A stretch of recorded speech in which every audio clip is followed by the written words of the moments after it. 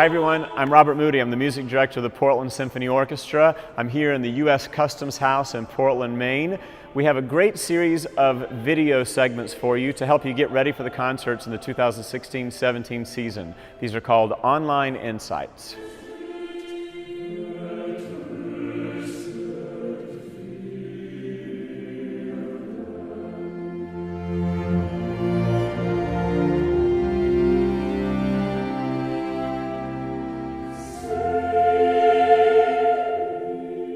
Hi everyone, I'm Robert Moody. I'm the music director of the Portland Symphony Orchestra, talking to you about our Tuesday classical concert on March the 14th of 2017, as we are now moving into the spring of our 92nd season.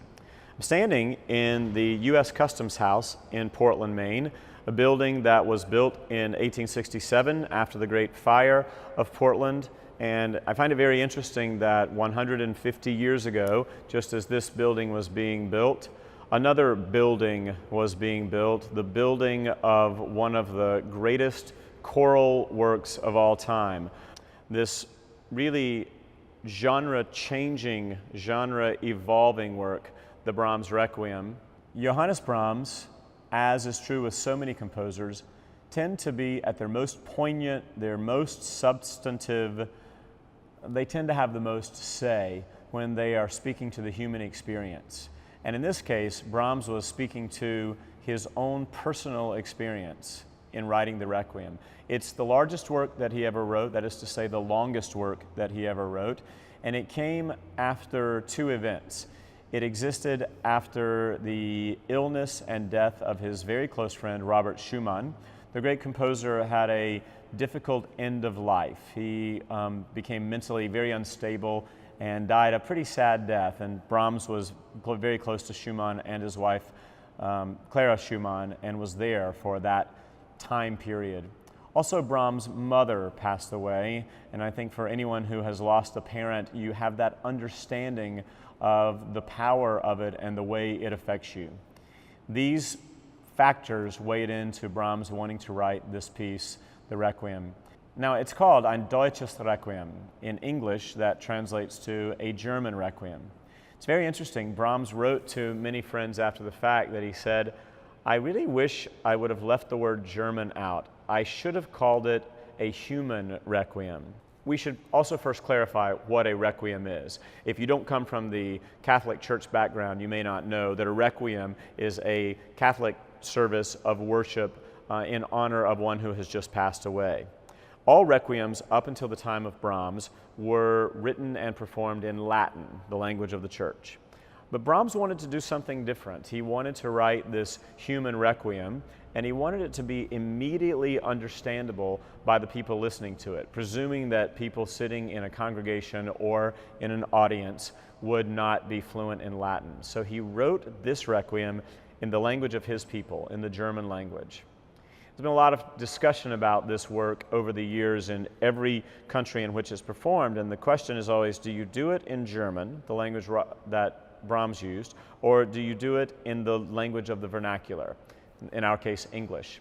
We're going to do this work in English because I'm so moved by the personal experience of Brahms and the words that he wrote saying, I just wish I would have called this a human requiem, a chance for people to immediately connect to the beautiful settings of Scripture that he chooses for this work.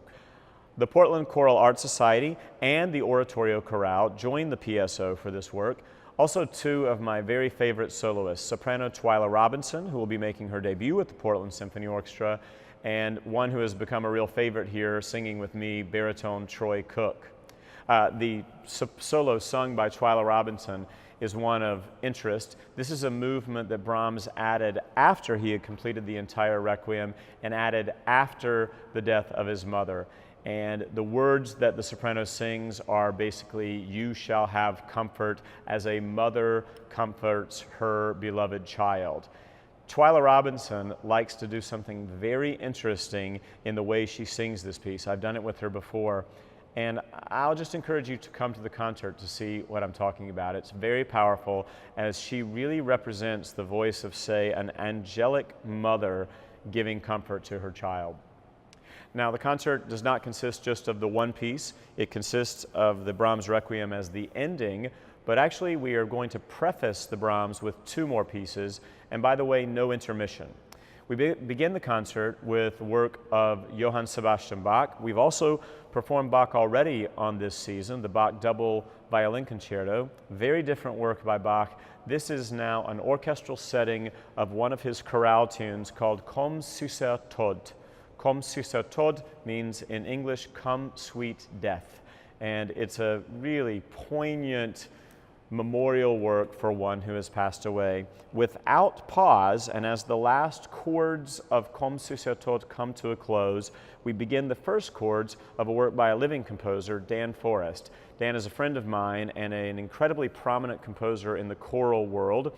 He wrote a piece that I'm just crazy about called In Paradisum, in Paradise. And the climactic moment of this piece is, of course, the text, "Today thou shalt be with me in paradise." Again, we are speaking of music to celebrate and commemorate and honor one who has passed on. The In Paradisum was built to be a companion piece to the Brahms Requiem. Something very interesting happens at the end of the piece that allows it to dovetail into the Brahms. At the very end of the work, as the chorus is fading away in their song, as the orchestra is fading away, Dan Forrest asked for handbells, church ringing handbells, to be placed out in the audience. So we will have a number of handbell ringers standing in the aisles, and they will begin to ring handbells, and then they will exit Merrill Auditorium.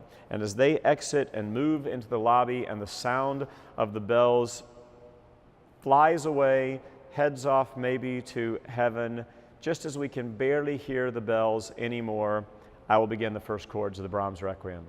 It's a poignant concert. It's a substantive concert. It's a chance to honor, remember all that we love who have passed away. It's a chance to experience this through some of the greatest music I can think of, and specifically in the case of the Brahms, maybe the greatest choral work ever written. I hope to see you there.